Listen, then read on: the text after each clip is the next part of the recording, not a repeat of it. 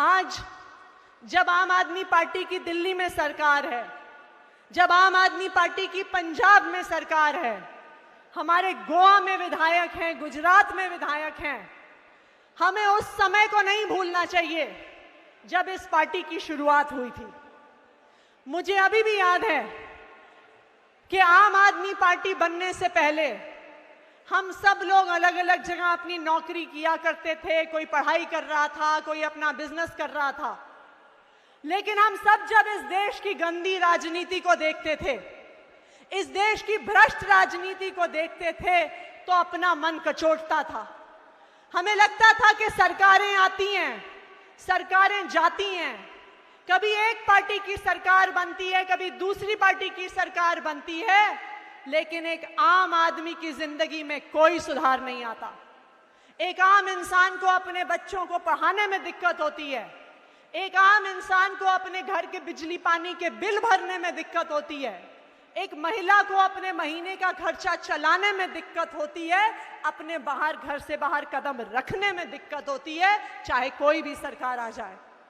और यही कारण था कि अरविंद केजरीवाल जी ने अपनी नौकरी छोड़कर, यही कारण था कि मनीष सिसोदिया जी ने अपनी नौकरी छोड़कर, यही कारण था कि दिल्ली भर में और देश भर में अनेकों कार्यकर्ताओं ने अपने बिजनेस छोड़कर, अपने काम छोड़कर अपने घर से बाहर कदम रखा और कहा कि हम भी राजनीति में आएंगे, इस देश को बदलने के लिए आएंगे, इस देश की राजनीति को बदलने के लिए आएंगे। इसलिए हुई आम आदमी पार्टी की शुरुआत। जब पार्टी नई नई बनी थी तो मुझे अभी भी याद है, और हमारे बहुत सारे साथी यहाँ पे हैं, उन्हें याद होगा कि लोग हम पे किस तरह से हंसा करते थे। हम जब अपने घर से टोपी पहन के बाहर निकला करते थे तो लोग कहते थे फिर से आ गए ये टोपी वाले, कहते थे ये करेंगे राजनीति, ना इनके पास पैसा है, ना इनके पास बाहुबल है, ना इनके बाप नेता, ना इनके दादा नेता। सब मजाक उड़ाते थे कि इनकी राजनीति नहीं चलेगी। मुझे अभी भी याद है कि 2013 के चुनाव में जब अरविंद केजरीवाल जी ने फैसला लिया कि वो शीला दीक्षित जी के खिलाफ चुनाव लड़ेंगे, तो हमारे बहुत सारे समर्थक कहते थे कि जी बड़ा गलत फैसला है, कम से कम अरविंद जी कहीं और से लड़ते तो एक सीट तो आप लोग जीत जाते, अब तो एक सीट भी नहीं जीतोगे। लेकिन ये दिल्ली वालों का प्यार था, ये उनका भरोसा था, हमारी ईमानदारी और हमारे जज्बे पे भरोसा था कि दिल्ली वालों ने पहले 2013 में और उसके बाद 2015 में फिर से आम आदमी पार्टी को वोट दिया, अरविंद केजरीवाल जी को वोट दिया और भारी बहुमत से अरविंद केजरीवाल जी को दिल्ली का मुख्यमंत्री बना के भेजा।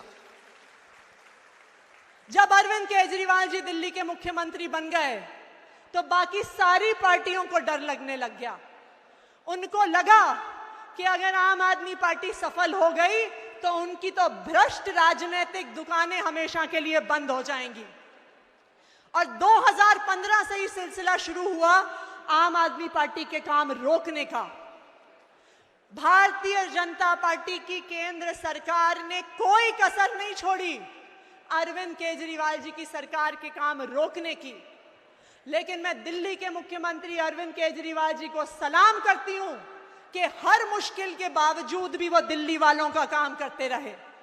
उन्होंने दिल्ली वालों के प्यार पर, दिल्ली वालों के भरोसे पर वो खरे उतरे और दिल्ली के लोगों को अच्छे स्कूल दिए, अच्छे अस्पताल दिए, 24 घंटे बिजली दी, फ्री बिजली दी, पानी दिया, महिलाओं को फ्री बस यात्रा दी, बुजुर्गों को फ्री तीर्थ यात्रा दी। भारतीय जनता पार्टी की हर कोशिश के बावजूद भी अरविंद केजरीवाल के काम नहीं रोक पाए। और 2020 में फिर से दिल्ली की जनता ने अपना प्यार दिखाया और 70 में से 62 सीट देकर अरविंद केजरीवाल जी को फिर से मुख्यमंत्री बनाया। फिर कोशिश चली आम आदमी पार्टी के विधायक तोड़ने की, उनको करोड़ों रुपए का ऑफर देने की, ऑपरेशन लोटस चलाने की, लेकिन एक भी आम आदमी पार्टी का विधायक नहीं बिका।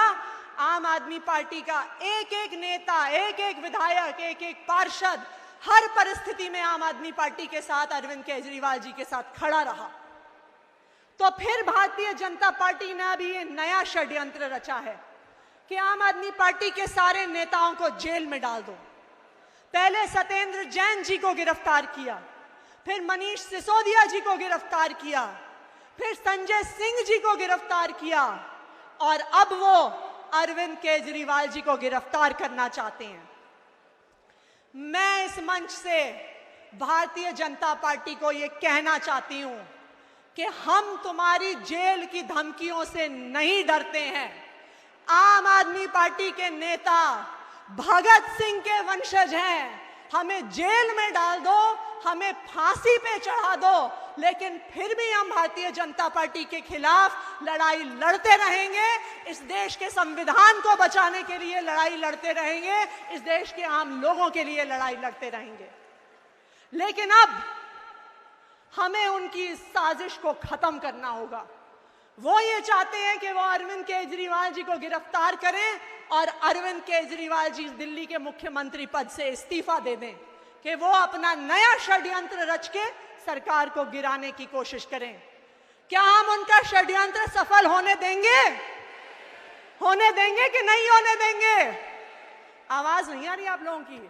क्या हम भारतीय जनता पार्टी का षड्यंत्र सफल होने देंगे? तो आज जब अरविंद जी आएंगे, हम सबको उनको एक ही आवाज में एक ही चीज कहनी है कि चाहे भारतीय जनता पार्टी आपको अरेस्ट कर ले, चाहे आपको जेल में डाल दे, लेकिन आपको मुख्यमंत्री के पद से इस्तीफा दोनों हाथ खड़े करके बताइए, इस्तीफा। अगर केजरीवाल जी को अरेस्ट किया तो दिल्ली की सरकार तिहाड़ के जेल से चलेगी, ये मैं भारतीय जनता पार्टी को बताना चाहती हूं। दिल्ली सरकार की कैबिनेट की बैठक तिहाड़ जेल के अंदर होगी, ये मैं भारतीय जनता पार्टी को बताना चाहती हूं। दिल्ली वाले अपने बेटे अरविंद केजरीवाल से प्यार करते हैं और दिल्ली वाले अरविंद केजरीवाल जी को ही मुख्यमंत्री देखना चाहते हैं। दिल्ली वालों ने दिल्ली को चलाने का मैंडेट अरविंद केजरीवाल को दिया है और दिल्ली का मुख्यमंत्री कौन रहेगा? दिल्ली का मुख्यमंत्री कौन रहेगा? तो आज जब हमारे लोकप्रिय नेता अरविंद केजरीवाल जी आएंगे, हमें उन्हें एक ही सुर में एक ही आग्रह करना है कि अरविंद जी, अगर ये लोग आपको गिरफ्तार भी कर लें तो आप जेल से सरकार चलाएंगे और आप इस्तीफा। बहुत बहुत धन्यवाद। जय हिंद, जय भारत।